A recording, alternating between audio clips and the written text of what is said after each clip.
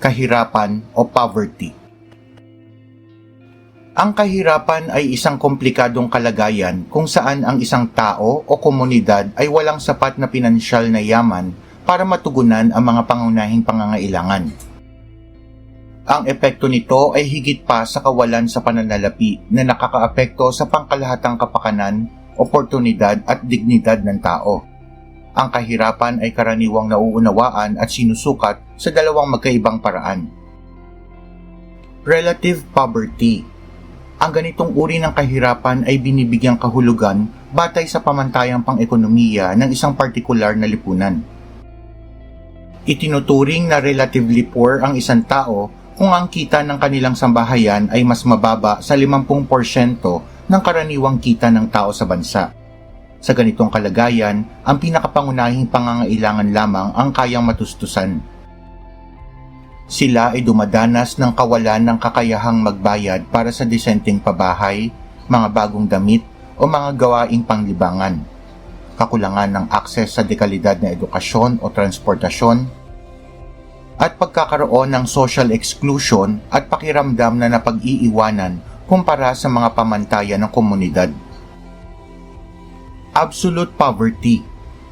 Ito ang pinakamalubhang anyo ng kahirapan na tumutukoy sa kakulangan ng mga pangunahing pangangailangan para mabuhay.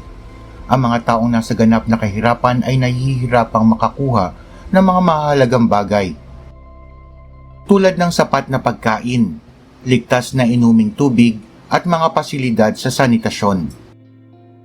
Pangunahing masisilungan at mahalagang pangangalagang pangkalusugan.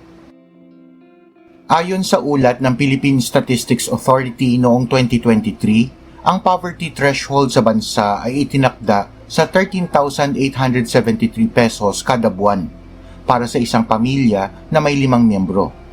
Ibig sabihin nito ay hindi ka ituturing na mahirap kung may ganitong kita ang iyong pamilya kada buwan. Ito ay katumbas ng 462 pesos and 43 centavos kada araw o 92 pesos and 49 centavos kada miyembro. Nakatakdang maglabas ng bagong update ang PSA noong May 2025, ngunit hanggang sa kasalukuyan ay wala pa itong inilalabas. Batay naman sa pamantayan ng World Bank, ang pamilyang nabubuhay sa $3 kada araw na kita ay mabibilang nasa hanay na matinding kahirapan o extreme poverty line. Ang kahirapan ay bihirang sanhi ng iisang kadahilanan lamang. Ito ay karaniwang resulta ng kombinasyon ng mga sistematiko at individual na issue, tulad ng hindi pantay na ekonomiya o economic inequality, isang pangunahing dahilan kung saan ang yaman at mga oportunidad ay nakasentro sa isang maliit na grupo na nag-iiwan sa marami na may limitadong yaman. Ang kakulangan sa dekalidad na edukasyon. Ang kawalan ng akses sa mahusay na edukasyon ng mga individual ang siyang nagkakait sa kanila ng pagkakataon na makakuha ng mga kasanayan, makakuha ng matatag na trabaho at mapataas ang kanilang kita. Ang kaguluhan at kawalang katiyakan. Ang digmaan, karahasan at kawalang katatagan sa politika ay sumisira sa infrastruktura, gumagambala sa mga ekonomiya at pumipilit sa maraming tao na lisanin ang kanilang mga tahanan. Mababang pangangalagang pangkalusugan. Ang kakulangan ng akses sa pangangalagang medikal, malinis na tubig at tamang nutrisyon ay nagiging sanhi ng pagkakasakit ng mga tao. Ang mahinang kalusugan ay maaaring humantong sa kawalan ng kakayahang magtrabaho at ang mga bayarin sa ospital ay maaaring umubos ng ipon ng isang pamilya. At ang pag-iral ng diskriminasyon. Ang hindi pagkakapantay-pantay batay sa kasarian, lahi, etnisidad o katayuan sa lipunan ay maaaring lumikha ng mga hadlang na pumipigil sa buong grupo ng mga tao na makakuha ng trabaho, katarungan at mga oportunidad.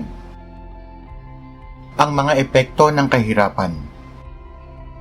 Ang epekto ng kahirapan sa kalusugan ay ang pagkakaroon ng mataas na antas ng malnutrisyon, pagkamatay ng mga bata, malubhang sakit, epekto sa kalusugang pangkaisipan dahil sa mataas na stress, pagkabalisa at depresyon.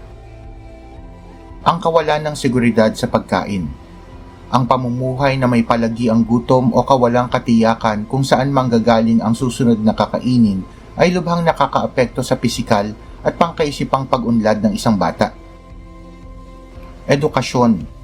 Ang mga batang nabubuhay sa kahirapan ay mas maliit ang posibilidad na makapasok sa paaralan at mas malaki ang tsansa na huminto ng maaga. Madalas ay upang magtrabaho para sa kanilang mga pamilya. Pabahay at seguridad. Marami ang napipilitang manirahan sa mga hindi ligtas na lugar o mapanganib na mga kapaligiran na may mataas na antas ng krimen at mahinang sanitasyon. At kakulangan sa oportunidad. Nalilimitahan ng kahirapan ang mga pagpipilian ng isang tao at lumilikha ito ng poverty trap kung saan ang mga individual ay hindi makapag-ipon ng pera at makapagpuhunan para sa kanilang kinabukasan. Ang pagtugon sa kahirapan ay nangangailangan ng komprehensibong estratehiya dahil komplikado ang mga sanhi nito. Solusyong pang-ekonomiya. Ang paglikha ng trabaho at paglago ng ekonomiya. Ang pundasyon ng pagbabawas ng kahirapan ay isang malusog na ekonomiya na lumilikha ng sapat, matatag at may mahusay na sahod. Mahalaga ang mga patakaran na humihikayat ng pamumuhunan, sumusuporta sa maliit na negosyo at nagsusulong ng inklusibong paglago. Microfinance at financial inclusion. Ang pagbibigay ng access sa maliliit na pautang, savings account at insurance para sa mga taong hindi bahagi ng tradisyonal na sistema ng pagbabangko. Patas na kalakaran. Para sa mga producer sa mga umuunlad na bansa, lalo na sa agrikultura, ay tinitiyak ng sertipikasyon ng fair trade na makatatanggap sila ng garantisadong pinakamababang presyo para sa kanilang mga produkto tulad ng kape o kakao. At pamumuhunan sa infrastruktura.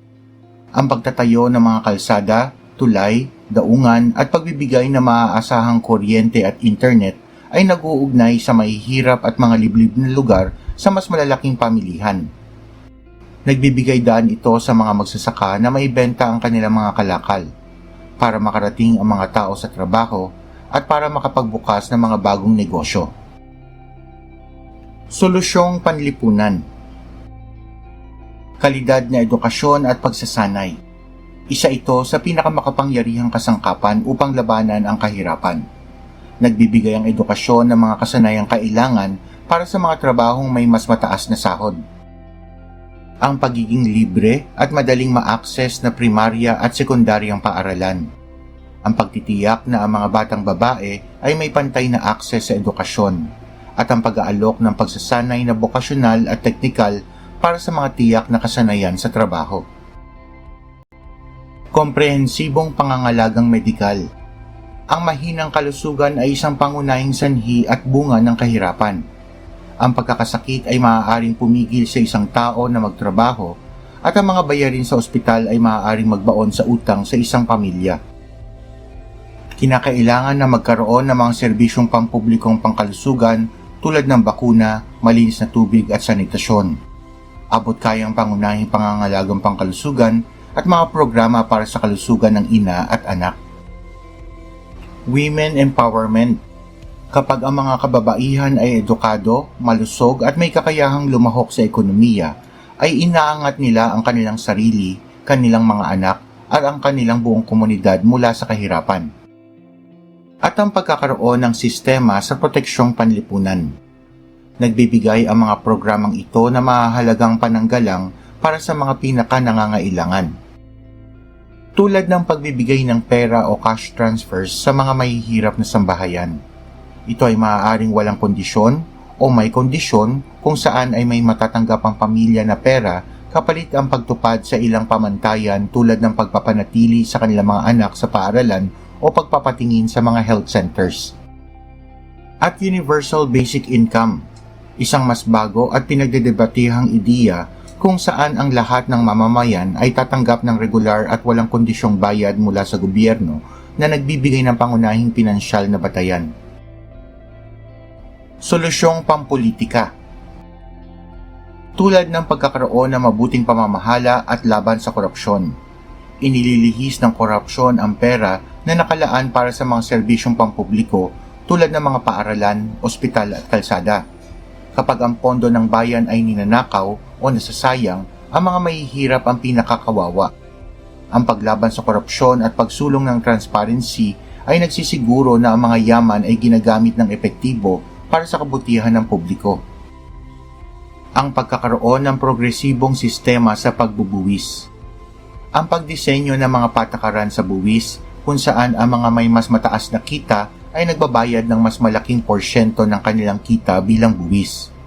Ang kita mula rito ay maaaring gamitin upang pondohan ang mga solusyong panlipunan tulad sa edukasyon, kalusugan at safety nets. Epektibong na ipapamahaging muli ang yaman upang mabawasan ang matinding hindi pagkakapantay-pantay. Ang pagpapanatili ng kapayapaan at katatagang pampulitika. Ang kaguluhan ay isa sa pinakamatinding nagtutulak ng kahirapan. Sinasalakay nito ang infrastruktura, pinipilit ang mga tao na lisanin ang kanilang mga tahanan, at pinahihinto ang lahat ng aktibidad na pang-ekonomiya. Ang pagsusulong ng kapayapaan, katatagan at pag-iral ng batas ay isang paunang kinakailangan para sa anumang pangmatagalang pagbabawas ng kahirapan. At pagtugon sa climate change. Ang mga epekto ng pagbabago sa klima tulad ng tagtuyot, malalakas na bagyo at baha ay higit na nakakaapekto sa mga mahihirap na bansa na kadalasang umaasa sa agrikultura. Kabilang sa mga solusyon ang pamumuhunan sa sustainable farming, renewable energy at mga programang may katatagan sa sakuna. Kahirapan o poverty.